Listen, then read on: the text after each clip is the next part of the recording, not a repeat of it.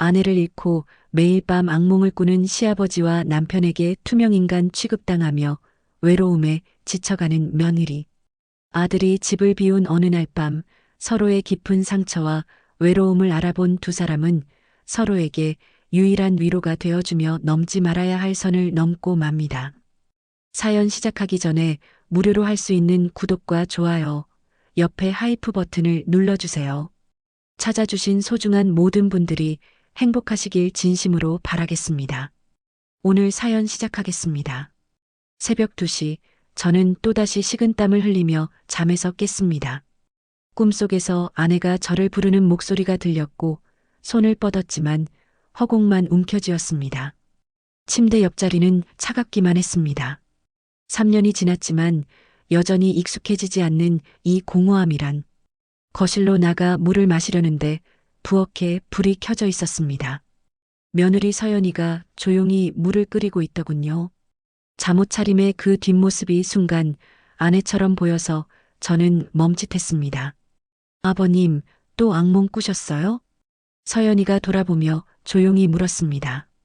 놀랍게도 따뜻한 차 한 잔을 이미 준비해 두고 있었습니다. 자네도 잠을 못 자나 보구나. 네, 요즘 잠이 잘 안 와서요. 저희는 말없이 마주 앉아 차를 마셨습니다.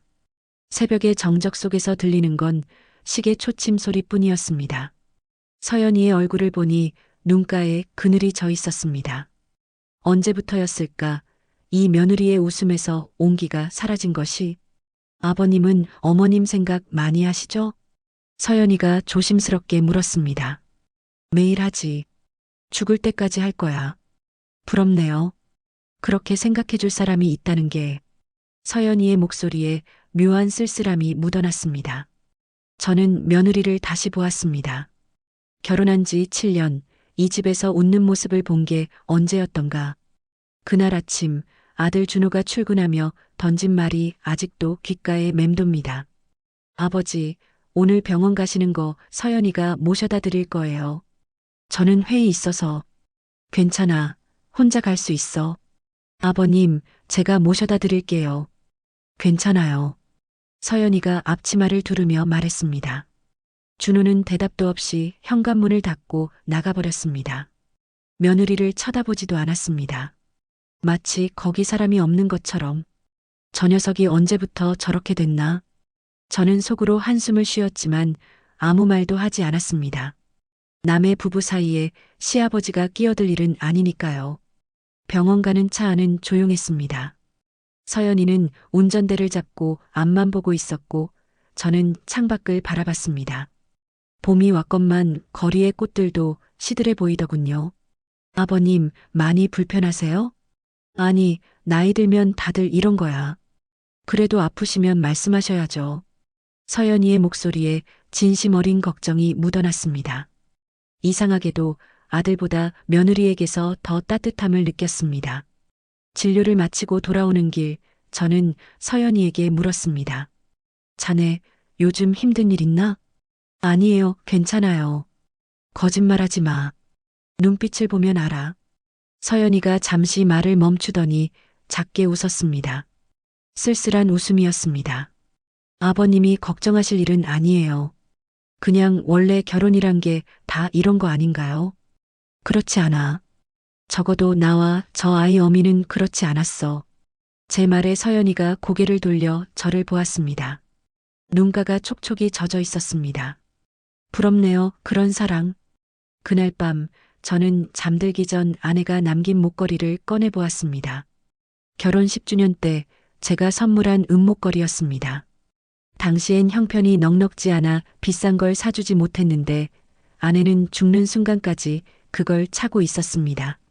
여보, 나는 괜찮은 아버지였소? 괜찮은 남편이었소? 대답은 없었습니다. 다만 목걸이가 차갑게 빛날 뿐이었습니다. 밤 11시쯤 되었을까 희미한 소리가 들렸습니다. 누군가 우는 소리였습니다. 문을 열고 복도로 나가보니 며느리 방에서 흐느끼는 소리가 새어나왔습니다. 저는 문 앞에 서서 망설였습니다. 노크를 해야 할까?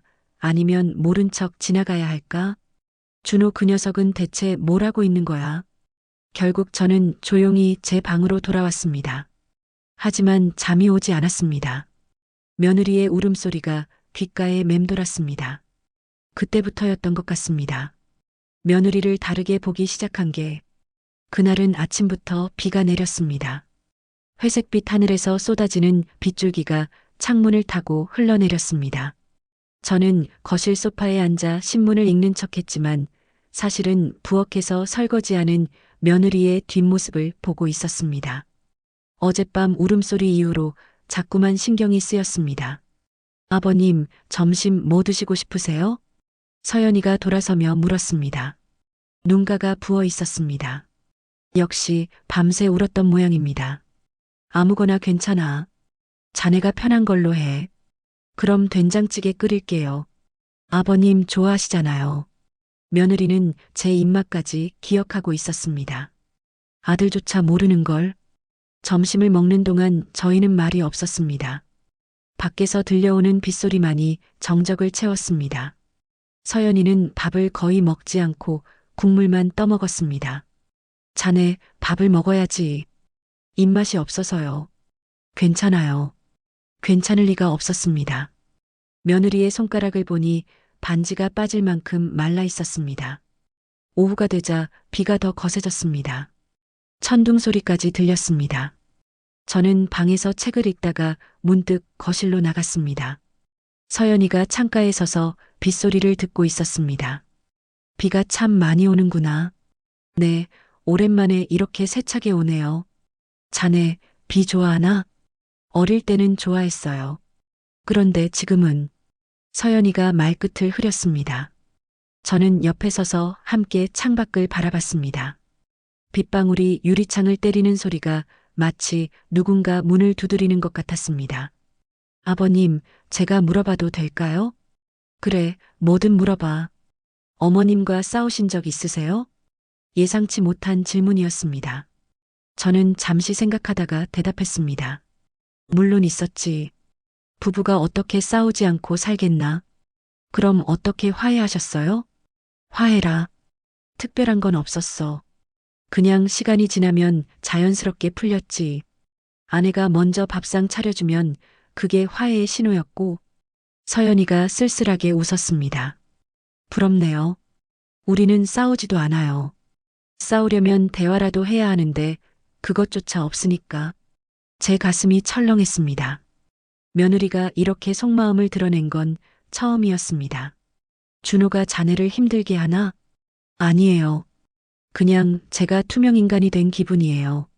아침에 출근할 때도 저녁에 돌아올 때도 저는 그냥 없는 사람 같아요. 서연이의 목소리가 떨렸습니다. 저도 누군가에게 필요한 사람이고 싶어요. 그냥 밥하고 빨래하는 기계가 아니라 한 사람으로 봐주는 누군가가. 며느리의 눈에서 눈물이 흘러내렸습니다. 빗물처럼 조용히. 저는 어찌할 바를 몰랐습니다. 위로의 말을 건네야 할지 아니면 아들을 감싸야 할지. 하지만 제 입에서 나온 건 진심이었습니다. 자네는 충분히 소중한 사람이야. 적어도 나한텐 그래. 서연이가 고개를 들어 저를 봤습니다. 눈물로 젖은 눈동자가 흔들렸습니다. 정말 그렇게 생각하세요? 그럼 자네가 없었으면 나는 진작에 무너졌을 거야. 순간 서연이의 손이 제 팔을 잡았습니다. 차갑고 가는 손이었습니다. 저는 그 손을 잡아주었습니다. 따뜻하게 만들어주고 싶었습니다. 저희는 한참을 그렇게 서 있었습니다. 빗소리만 들리는 거실에서 이건 위험한 일이야. 머릿속에서 경고음이 울렸습니다. 하지만 제 손은 며느리의 손을 놓지 않았습니다. 아니, 놓고 싶지 않았습니다. 그때 현관문이 열리는 소리가 들렸습니다. 저희는 화들짝 놀라 손을 놓았습니다. 준호가 우산도 없이 비에 젖은 채 들어왔습니다. 왜 이렇게 비를 맞고 왔니? 제가 물었습니다. 회의 취소돼서 일찍 왔어요. 우산 챙기는 거 깜빡했네. 준호는 며느리를 보지도 않고 제 방으로 들어갔습니다. 서연이는 조용히 수건을 들고 남편 방 앞에 섰지만 방문은 열리지 않았습니다. 며느리는 수건을 문 앞에 놓고 돌아섰습니다. 그 뒷모습이 너무 외로워 보였습니다. 그날 밤 저는 잠들 수가 없었습니다. 며느리의 손이 왜 그렇게 차가웠을까? 왜 나는 그 손을 놓고 싶지 않았을까? 천장을 바라보며 저는 혼잣말을 했습니다. 이러면 안 되는데. 이건 옳지 않아. 하지만 가슴속 어딘가에서는 다른 목소리가 들렸습니다. 하지만 외로움이 죄는 아니잖아. 누군가를 위로하는 게 잘못된 건가? 빗소리는 밤새 계속되었습니다. 월요일 아침 준호가 여행 가방을 들고 나왔습니다. 일주일 정도 지방 출장 다녀올게요. 아버지, 불편한 거 있으면 서연이한테 말씀하세요. 그래, 조심해서 다녀와. 준호는 며느리를 향해 고개도 돌리지 않았습니다. 밥은 냉장고에 있으니까 알아서 먹어. 그것이 남편이 아내에게 건넨 전부였습니다. 서연이는 아무 대답도 하지 않았습니다. 다만 창가에 서서 남편의 차가 멀어지는 걸 지켜봤을 뿐입니다. 현관문이 닫히자 집안이 이상하게 고요해졌습니다. 저와 며느리 단둘만 남은 공간. 평소와 같은 집인데 공기가 달랐습니다. 아버님, 아침 드세요. 서연이가 밥상을 차렸습니다. 둘이 마주 앉으니 식탁이 넓어 보였습니다. 자네도 앉아서 같이 먹자. 네. 저희는 말없이 밥을 먹었습니다. 하지만 침묵이 불편하지 않았습니다. 오히려 편안했습니다. 누군가와 같은 공간에 있다는 것만으로도 위로가 되는 그런 침묵이었습니다. 식사 후 설거지를 하는 며느리 옆에 제가 섰습니다. 내가 닦아줄게. 아니에요, 제가 할게요. 자네 혼자 하기 힘들잖아. 나도 할 일 없으니까. 저희는 나란히 서서 설거지를 했습니다. 서연이가 씻으면 제가 닦았습니다. 아내와 신혼 때 그랬던 것처럼. 그날 저녁 저는 거실에서 뉴스를 보고 있었습니다. 서연이가 차를 가져와 옆에 앉았습니다. 평소보다 가까운 거리였습니다. 아버님, 차 드세요. 고맙네. 뉴스가 끝나고 드라마가 시작되었습니다. 저는 채널을 돌리려다 멈췄습니다. 서연이가 화면을 보고 있었기 때문입니다. 자네, 이 프로그램 좋아하나? 예전엔 자주 봤어요. 요즘엔 볼 시간이 없었는데. 그럼 같이 보자. 저희는 나란히 앉아 드라마를 봤습니다. 중년 부부의 사랑 이야기였습니다. 남편이 아내에게 꽃을 사주는 장면이 나왔습니다. 저런 남편도 있네요. 서연이가 중얼거렸습니다. 목소리에 부러움이 묻어났습니다. 준호도 처음엔 그랬지 않았나? 아니요, 처음부터 그런 사람은 아니었어요. 저도 알고 결혼했어요. 다만 이렇게까지 외로울 줄은 몰랐죠. 며느리의 손이 소파 위에 놓여 있었습니다. 제 손과 가까운 곳에 저는 그 손을 잡고 싶은 충동을 느꼈습니다. 안 돼. 이러면 안 돼.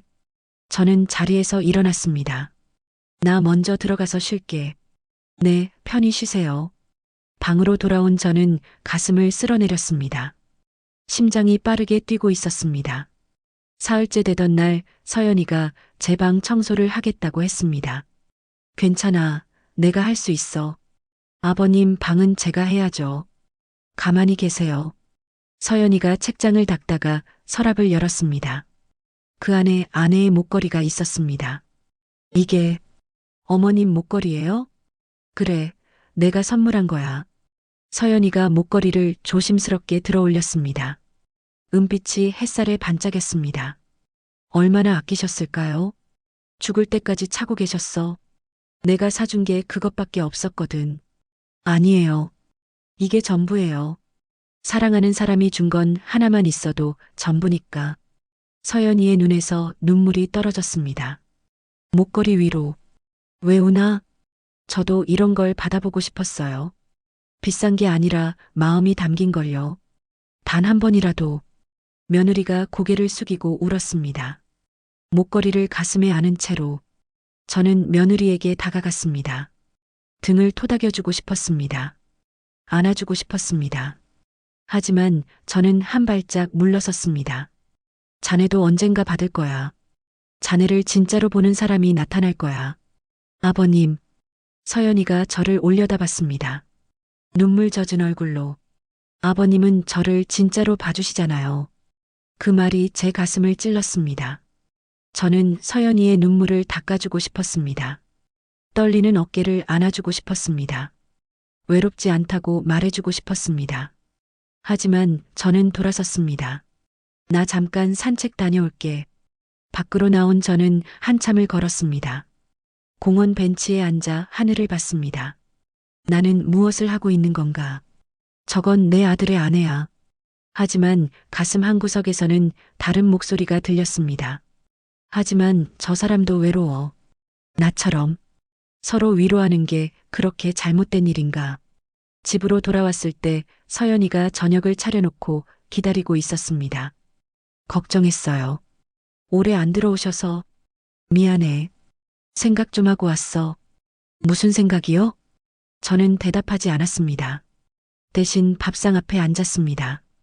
그날 밤 저는 잠들 수가 없었습니다. 복도에서 발소리가 들렸습니다. 서연이도 잠을 못 자는 모양이었습니다. 제 방문 앞에서 발소리가 멈췄습니다. 한참 동안. 하지만 노크는 없었습니다. 발소리는 다시 멀어졌습니다. 저는 베개에 얼굴을 묻었습니다. 이제 며칠만 참으면 돼. 준호가 돌아오면 다시 일상으로 돌아가. 하지만 제 마음 깊은 곳에서는 알고 있었습니다. 이미 늦었다는 걸. 출장 엿새째 되던 밤이었습니다. 저는 거실에서 책을 읽고 있었습니다. 아니, 읽는 척하고 있었습니다. 같은 페이지를 몇 번이나 넘겼는지 모르겠습니다. 머릿속은 온통 며느리 생각뿐이었습니다. 서연이가 따뜻한 우유를 들고 나왔습니다. 아버님, 우유 드세요. 잠 안 오실 때 드시면 좋아요. 고맙네. 서연이가 제 옆에 앉았습니다. 평소보다 더 가까이. 며느리에게서 은은한 비누 향이 났습니다. 아버님도 잠이 안 오세요? 그런가 보구나. 나이 들면 잠이 없어져. 저도 요즘 잠을 못 자요. 침묵이 흘렀습니다. 시계 소리만 똑딱거렸습니다. 아버님, 응? 제가 이상한 질문 하나 해도 될까요? 그래, 말해봐. 서연이가 손을 꼭 쥐었습니다. 무언가 말하려는데 망설이고 있었습니다. 아버님은 외로우세요? 예상치 못한 질문이었습니다. 저는 잠시 말을 잃었습니다. 그야, 사람은 누구나 외롭지. 저도 외로워요. 너무 외로워요. 서연이의 목소리가 떨렸습니다. 사람들 속에 있어도 혼자예요. 남편 옆에 누워 있어도 혼자예요. 아무도 저를 안 봐요. 저는 여기 있는데. 며느리의 눈에서 눈물이 흘러내렸습니다. 자네, 아버님만 저를 봐주세요. 사람으로 대해주세요. 그게 얼마나 감사한지 아세요? 서연이가 제 손을 잡았습니다. 차갑고 떨리는 손이었습니다. 저는 나쁜 사람이에요. 시아버지한테 이런 말을 하다니. 하지만 참을 수가 없어요. 서연아, 진정해. 처음으로 며느리의 이름을 불렀습니다. 서연이가 제 손을 더 꽉 쥐었습니다. 아버님, 저 이상해요. 아버님이 저를 봐줄 때마다 가슴이 떨려요. 아버님 목소리 들으면 안심이 돼요. 이거 잘못된 거 아닌가요? 제 심장이 빠르게 뛰었습니다. 이러면 안 돼. 자네는 내 며느리고 나는. 알아요. 알지만 어쩔 수가 없어요. 서연이가 제게 더 가까이 다가왔습니다. 며느리의 눈동자가 흔들리고 있었습니다. 저는 며느리를 밀어내야 했습니다. 이건 옳지 않았습니다. 넘어서는 안 되는 선이었습니다. 서연아, 우리 진정하자. 자네는 지금 힘들어서 그런 거야. 아니에요. 저는 정신이 또렷해요. 서연이가 일어섰습니다. 저를 내려다보며 말했습니다. 한 번만요. 한 번만 사람답게 안아주세요. 제가 투명인간이 아니라는 걸 느끼게 해주세요. 며느리의 목소리에 간절함이 묻어났습니다. 울먹이는 목소리였습니다. 저는 고개를 저었습니다. 안 돼. 나중에 후회할 거야. 후회하지 않아요. 평생 이 순간만 기억할 거예요. 서연이가 제 앞에 무릎을 꿇었습니다. 제발요. 저도 누군가에게 필요한 사람이고 싶어요. 단 한 번만이라도. 제 마음이 무너져 내렸습니다. 아내의 얼굴이 떠올랐습니다. 아내라면 뭐라고 했을까? 용서해 줄까? 아니면 실망했을까? 하지만 지금 제 앞에 있는 건 무너져 내리는 한 사람이었습니다. 저처럼 외로운 사람이었습니다. 저는 서연이를 일으켜 세웠습니다. 그리고 조심스럽게 안아주었습니다. 며느리가 제 품에서 울었습니다. 소리 없이 하지만 온몸으로 고마워요. 고마워요. 서연이가 떨리는 목소리로 말했습니다. 저는 며느리의 등을 토닥였습니다. 아내에게 했던 것처럼. 하지만 이 느낌은 달랐습니다. 가슴속에서 뭔가 뜨거운 게 올라왔습니다. 서연이가 고개를 들어 저를 봤습니다. 눈물 젖은 얼굴이었습니다. 아버님, 며느리의 입술이 제 뺨에 닿았습니다. 부드럽고 따뜻했습니다. 이제 멈춰야 해. 머릿속에서 외쳤습니다. 하지만 제 몸은 움직이지 않았습니다. 서연이의 손이 제 얼굴을 감싸 안았습니다. 아버님, 저 나쁜 사람이에요? 아니야. 우리 둘 다 그냥 외로운 거야. 그럼 오늘 밤만 외롭지 않았으면 좋겠어요. 그날 밤 무슨 일이 있었는지 자세히 말할 수는 없습니다. 다만 저는 며느리의 떨림을 느꼈고 며느리는 제 숨소리를 들었습니다. 저희는 서로의 외로움을 나눴습니다. 말없이 하지만 절실하게. 새벽녘 서연이가 제 품에서 잠들어 있었습니다. 저는 천장을 바라봤습니다. 침대 옆 서랍에 놓인 아내의 목걸이가 보였습니다. 여보, 미안해. 나는 약한 사람이야. 눈물이 흘러내렸습니다. 죄책감과 동시에 느껴지는 이상한 평온함. 오랜만에 느껴보는 온기. 서연이가 잠결에 중얼거렸습니다. 고마워요. 저는 며느리의 머리를 쓰다듬었습니다. 우리는 무슨 짓을 한 거지? 하지만 후회는 하지 않았습니다. 아니, 할 수가 없었습니다. 창밖에서 새들이 지저귀기 시작했습니다. 아침이 오고 있었습니다. 그리고 저희는 알고 있었습니다. 이제 돌이킬 수 없다는 것을. 새벽 5시 저는 눈을 떴습니다. 옆에 서연이가 잠들어 있었습니다. 고요한 숨소리만 들렸습니다. 며느리의 얼굴은 평온해 보였습니다. 오랜만에 편히 잠든 것 같았습니다. 저는 조용히 며느리의 머리카락을 쓸어 넘겼습니다. 부드러웠습니다. 나는 무슨 짓을 한 거지? 하지만 이상하게도 죄책감보다는 평온함이 먼저 찾아왔습니다. 마치 오랫동안 목말랐던 사람이 물을 마신 것 같은 안도감이었습니다. 서연이가 눈을 떴습니다. 저와 눈이 마주쳤습니다. 아버님, 깼나? 네. 저희는 한동안 말없이 서로를 바라봤습니다. 창밖으로 희미한 빛이 들어오고 있었습니다. 후회돼요? 서연이가 조심스럽게 물었습니다.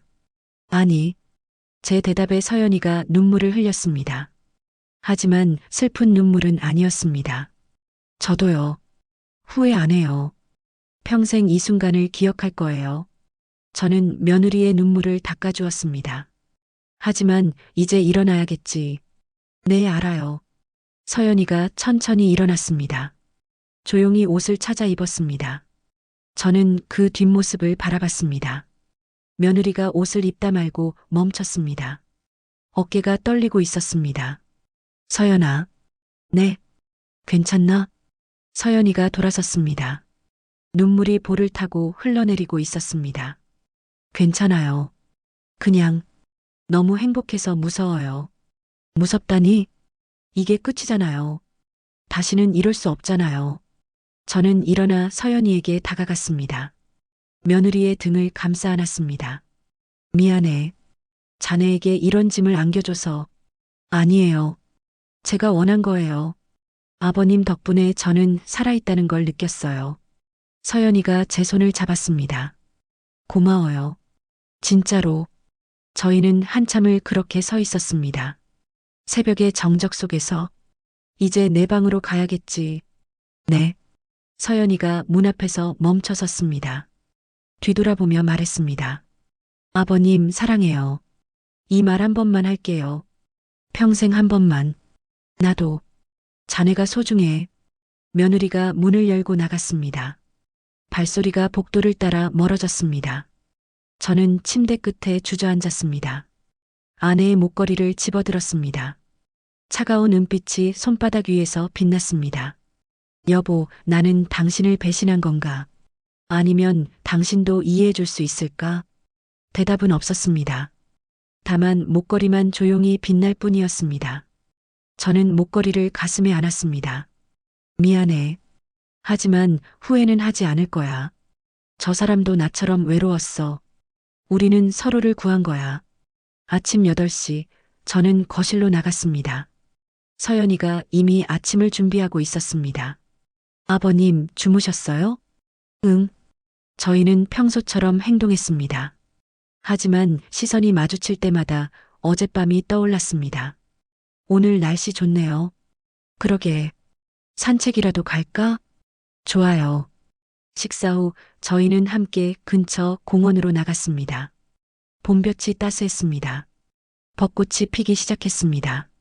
꽃이 예쁘네요. 그래. 올해도 어김없이 피는구나. 저희는 나란히 걸었습니다. 손을 잡고 싶었지만 참았습니다. 밖에서는 조심해야 했습니다. 벤치에 앉아 쉬었습니다. 서연이가 제 손을 살짝 잡았습니다. 아버님, 준호 오빠 내일 돌아온대요. 그래. 네. 아까 문자 왔어요. 순간 현실이 밀려왔습니다. 아들이 돌아오면 모든 게 끝이었습니다. 그럼 오늘이, 네, 마지막이에요. 서연이의 손이 떨렸습니다. 괜찮아. 우리 처음부터 알고 있었잖아. 알아요. 하지만 가슴이 아파요. 저는 며느리의 손을 꽉 잡았습니다. 나도 그래. 하지만 이게 맞는 거야. 공원을 한 바퀴 돌고 집으로 돌아왔습니다. 현관문을 열려는 순간 서연이의 핸드폰이 울렸습니다. 여보세요? 네, 오빠. 서연이의 얼굴이 굳어졌습니다. 네. 오늘? 지금? 무슨 일이야? 서연이가 전화를 끊었습니다. 출장이 일찍 끝났대요. 지금 고속도로 타고 오는 중이래요. 2시간 후면 도착한대요. 저희는 서로를 바라봤습니다. 준비할 시간도 없었습니다. 마음의 준비도. 어떡하죠? 서연이의 목소리가 떨렸습니다. 괜찮아. 평소처럼 하면 돼. 하지만 우리 아무 일 없었던 것처럼 지내자. 그게 서로를 위한 거야. 서연이가 고개를 끄덕였습니다. 하지만 눈물이 흘러내렸습니다. 한 번만 더 안아줘요. 마지막으로 저는 며느리를 안았습니다. 꽉. 고마웠어. 자네 덕분에 나는 다시 살아있다는 걸 느꼈어. 저도요. 아버님 덕분에 저는 사랑받는다는 걸 알았어요. 저희는 한참을 그렇게 서 있었습니다. 시계 소리만 똑딱거렸습니다. 이제 2시간 남았습니다. 2시 30분 현관문이 열렸습니다. 준호가 여행 가방을 끌고 들어왔습니다. 평소보다 일찍 돌아온 아들의 얼굴은 피곤해 보였습니다. 다녀왔습니다. 왔니? 힘들었겠다. 저는 최대한 평온하게 말했습니다. 서연이는 부엌에서 앞치마를 두른 채 나왔습니다. 어서 와요. 일찍 왔네요. 응. 일이 빨리 끝나서.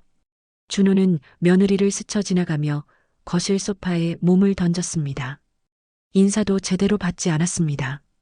배고프지? 밥 차려줄게. 아니, 휴게소에서 먹었어.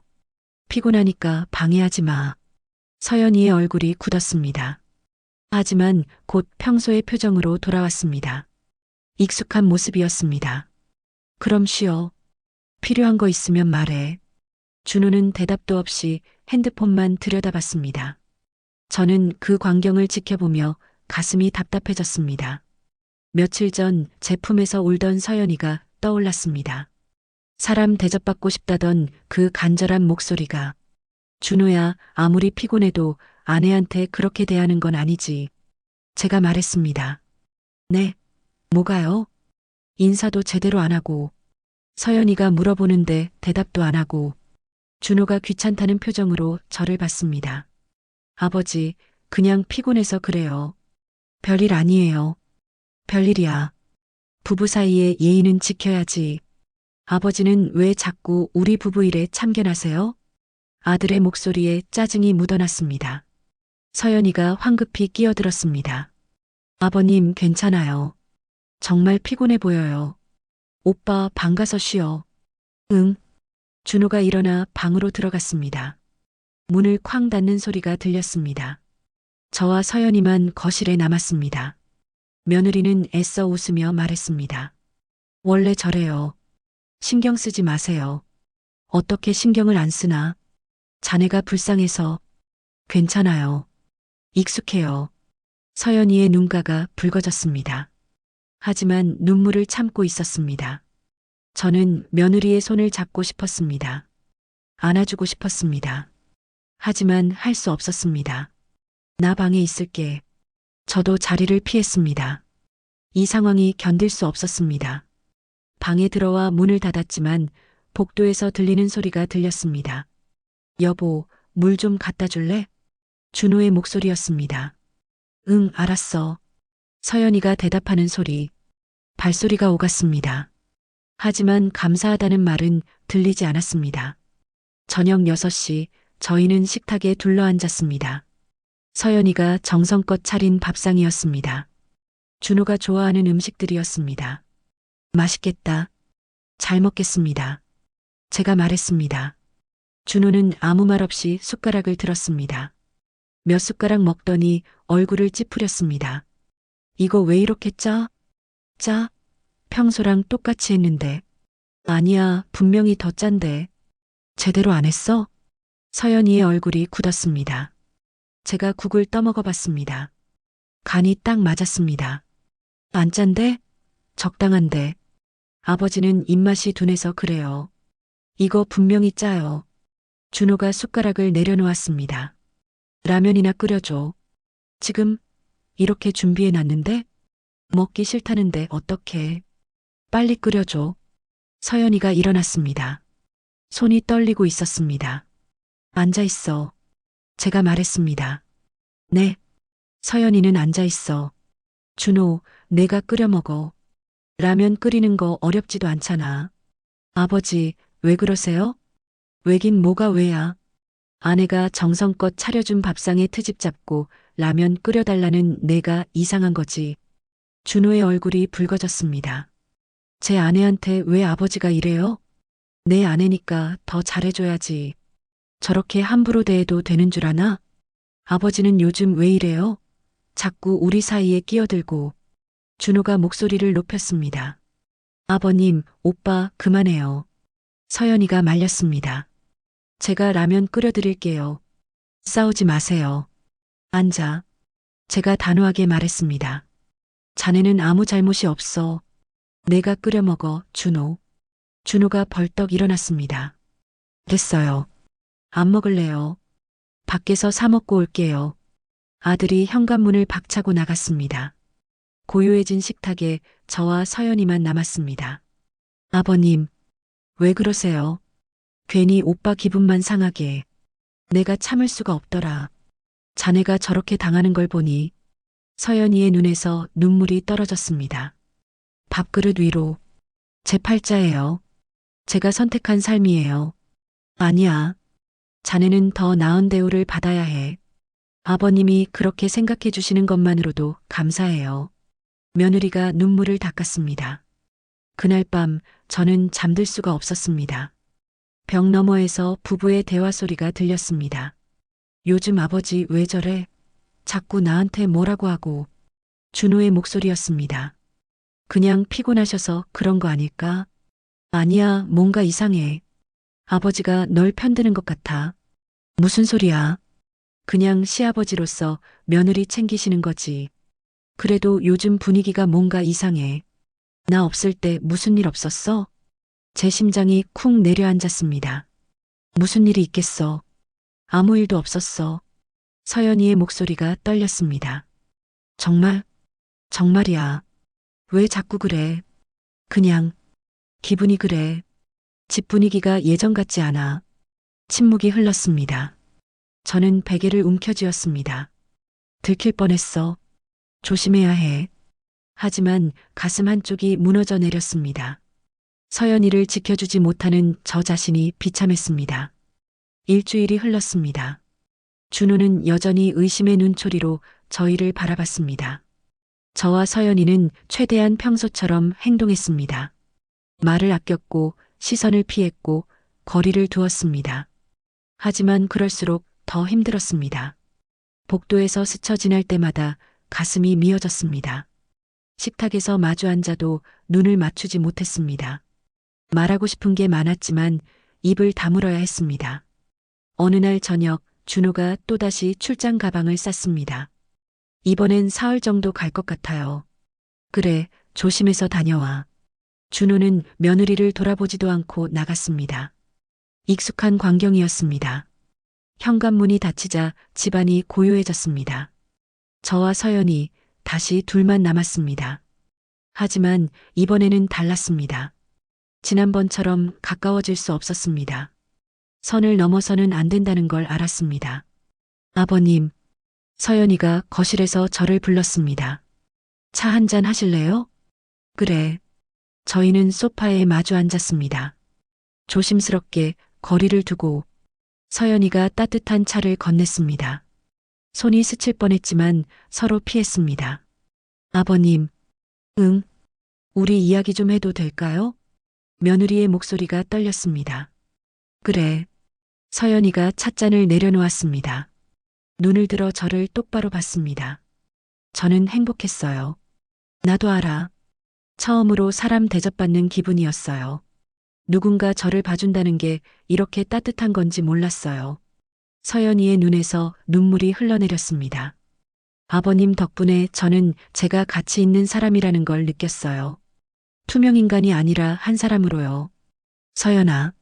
하지만 이제 끝이죠. 알아요. 더 이상은 안 되는 거. 며느리가 눈물을 닦았습니다. 저는 찻잔을 꽉 쥐었습니다. 미안해. 자네에게 이런 아픔을 남겨줘서. 아니에요. 아프지 않아요. 오히려 감사해요. 감사하다니? 네.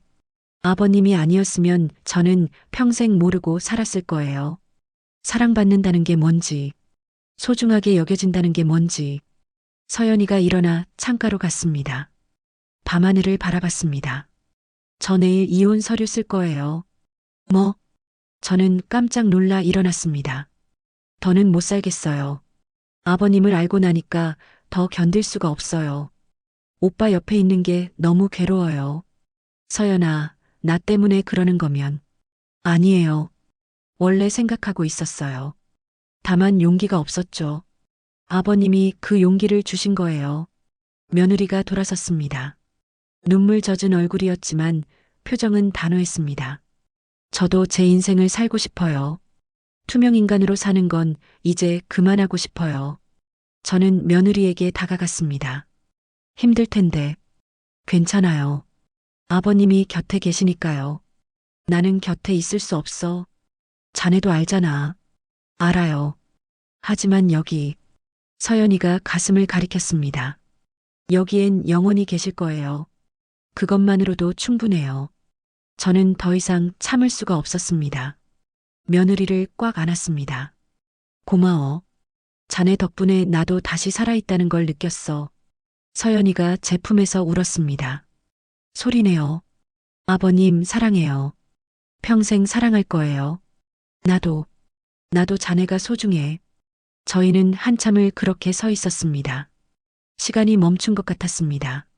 세상에 우리 둘만 있는 것 같았습니다. 한참 후 저는 며느리를 놓았습니다. 잠깐만 기다려. 방으로 들어가 서랍을 열었습니다. 아내의 목걸이를 꺼냈습니다. 거실로 돌아와 서연이에게 건넸습니다. 이걸 자네가 가져. 이건 어머님 목걸이잖아요. 그래.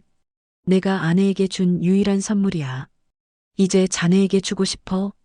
안 돼요. 이건 어머님 거예요. 서연이가 고개를 저었습니다. 받아.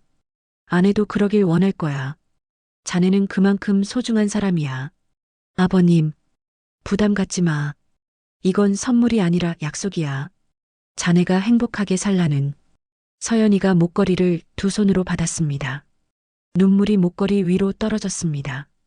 고마워요. 평생 간직할게요. 아니, 제가 고개를 저었습니다. 자네가 진짜 행복해지면 그때는 버려. 새로운 사람에게서 새로운 선물을 받아. 그게 내 진짜 소원이야. 서연이가 목걸이를 가슴에 안았습니다. 알겠어요. 약속할게요. 꼭 행복해질게요. 그래. 그걸로 됐어. 저희는 다시 소파에 앉았습니다. 이번엔 나란히 말없이 앉아 있었습니다. 시계 소리만 똑딱거렸습니다. 아버님, 응, 이 순간을 평생 기억할 거예요. 나도. 서연이의 손이 제 손을 잡았습니다. 저는 그 손을 꽉 쥐었습니다. 새벽이 올 때까지 저희는 그렇게 앉아 있었습니다. 말이 필요 없었습니다. 서로의 온기만으로 충분했습니다. 동쪽 하늘이 밝아오기 시작했습니다. 이제 헤어져야겠지. 네. 서연이가 일어났습니다. 목걸이를 목에 걸었습니다. 아버님, 제 마지막 부탁 들어주실래요? 그래, 뭔데? 웃는 얼굴로 보내주세요. 슬픈 얼굴은 안 돼요. 저는 애써 웃었습니다.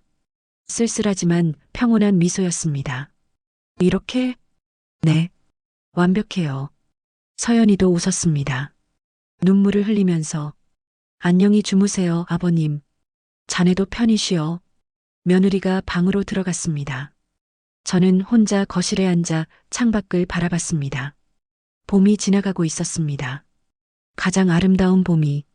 사흘 후 준호가 돌아왔을 때 서연이는 이혼 서류를 식탁 위에 놓아두었습니다. 이게 뭐야? 준호의 목소리가 떨렸습니다. 보면 알잖아요. 이혼 서류예요. 갑자기 왜? 갑자기가 아니에요. 7년 동안 생각해 온 거예요. 서연이의 목소리는 차분했습니다.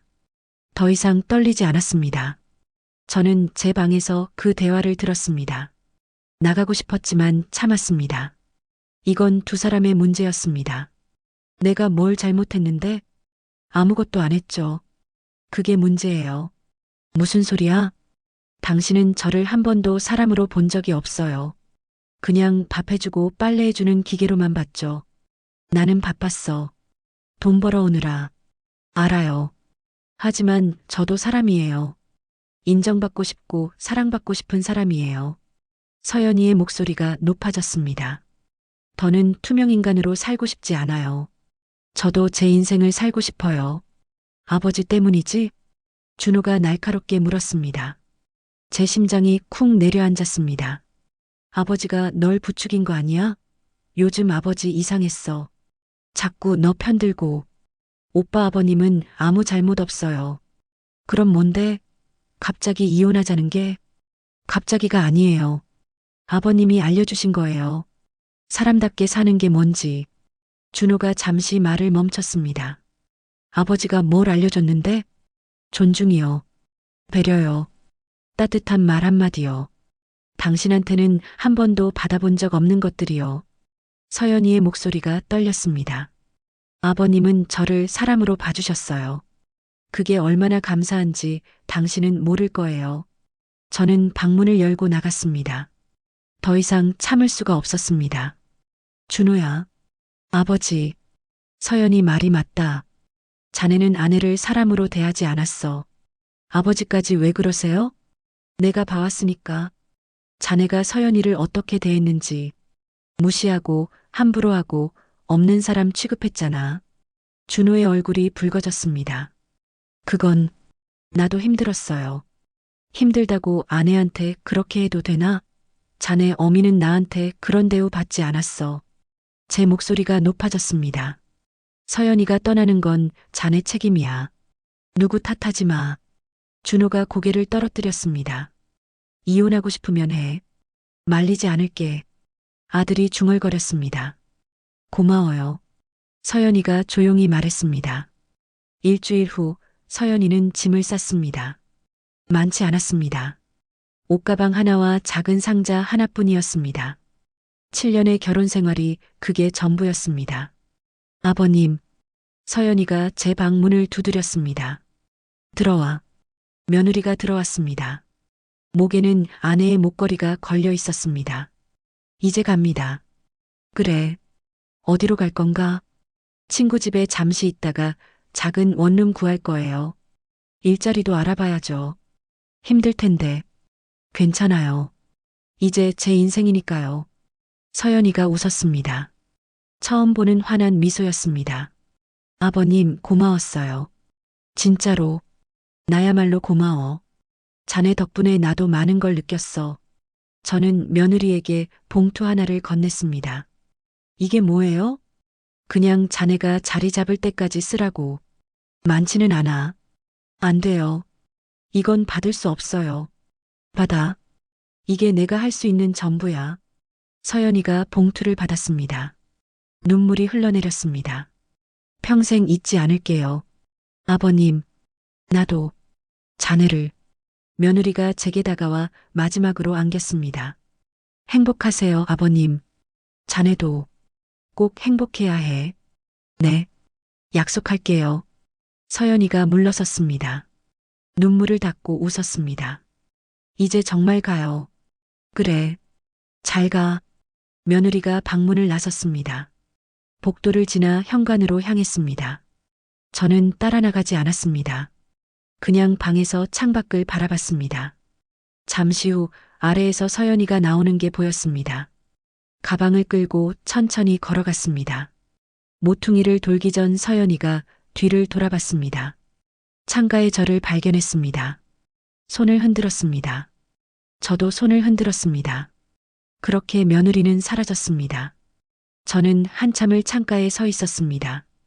가슴이 텅 빈 것 같았습니다. 하지만 후회는 없었습니다. 잘 가, 서연아. 행복해야 해. 그날 밤 준호가 제 방에 들어왔습니다. 아버지, 왜?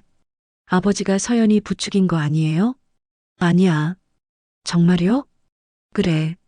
서연이가 스스로 결정한 거야. 다만 나는 응원했을 뿐이야. 준호가 한참을 말이 없다가 물었습니다. 아버지는 엄마 사랑했어요? 그럼, 많이 사랑했지. 어떻게 사랑한 건데요? 곁에 있는 것만으로도 감사했어. 숨소리만 들어도 마음이 편했어. 그게 사랑이더라. 준호가 고개를 떨어뜨렸습니다. 나는 서연이한테 그런 적이 없는 것 같아요. 그래서 떠난 거야. 후회돼요. 이제 알았으면 됐어. 다음엔 더 잘하면 되지. 준호가 나갔습니다. 어깨가 축 처진 뒷모습이었습니다. 계절이 바뀌었습니다. 여름이 지나고 가을이 왔습니다. 낙엽이 지고 다시 겨울이 찾아왔습니다. 저는 평소처럼 살았습니다. 아침에 일어나 신문 보고 산책하고 책 읽고 저녁 먹고 잠들었습니다. 준호는 여전히 바빴습니다. 하지만 예전보다는 일찍 들어왔습니다. 가끔 저와 밥을 먹으며 이야기를 나눴습니다. 아버지, 오늘 회사에서 아들이 하루 일과를 이야기했습니다. 저는 들어주었습니다. 서연이가 떠난 후 준호가 조금 변한 것 같았습니다. 아주 조금. 1년이 지났습니다. 어느 봄날 우편함에 편지가 한 통 있었습니다. 발신인은 없었지만 저는 알 수 있었습니다. 서연이었습니다. 방으로 들어가 편지를 열었습니다. 아버님, 안녕하세요. 잘 지내고 계신가요? 저는 새로운 삶을 살고 있어요. 작은 꽃집을 운영하고 있답니다. 매일 꽃을 만지며 살아요. 행복해요. 아버님이 주신 용기 덕분이에요. 덕분에 저는 제 인생을 살 수 있게 됐어요. 아버님이 주신 목걸이는 지금도 간직하고 있어요. 하지만 곧 돌려드리러 갈 거예요. 아버님 말씀처럼 새로운 사람을 만났거든요. 저를 소중하게 여겨주는 사람이요. 그분과 새로운 시작을 하려고 해요. 그래서 목걸이는 이제 제 역할을 다한 것 같아요. 아버님 사랑했어요. 지금도 사랑해요. 하지만 이제는 추억으로 간직할게요. 가장 아름다웠던 우리의 봄날을요. 행복하세요, 아버님. 저도 행복할게요. 서연 올림. 저는 편지를 가슴에 안았습니다. 눈물이 흘러내렸습니다. 슬픈 눈물은 아니었습니다. 잘 됐구나. 정말 잘 됐어. 창밖을 바라봤습니다. 벚꽃이 피고 있었습니다. 작년과 똑같이. 하지만 올해의 봄은 달랐습니다. 조금 더 쓸쓸하지만 후회는 없었습니다. 저는 아내의 사진을 꺼냈습니다. 여보, 우리 며느리가 행복해졌대. 자네도 기쁘지? 사진 속 아내가 웃고 있는 것 같았습니다. 저는 편지를 서랍에 넣었습니다. 가장 깊은 곳에, 그리고 다시 창밖을 바라봤습니다. 벚꽃잎이 바람에 흩날리고 있었습니다. 가장 아름다웠던 봄날, 가장 따뜻했던 그 순간들, 저는 그것들을 가슴에 간직했습니다. 평생 간직할 것입니다. 누구에게도 말하지 않을 비밀로, 쓸쓸하지만 후회 없는 기억으로. 고맙네, 서연아. 자네 덕분에 나도 마지막으로 살아있다는 걸 느꼈어. 저는 조용히 미소 지었습니다.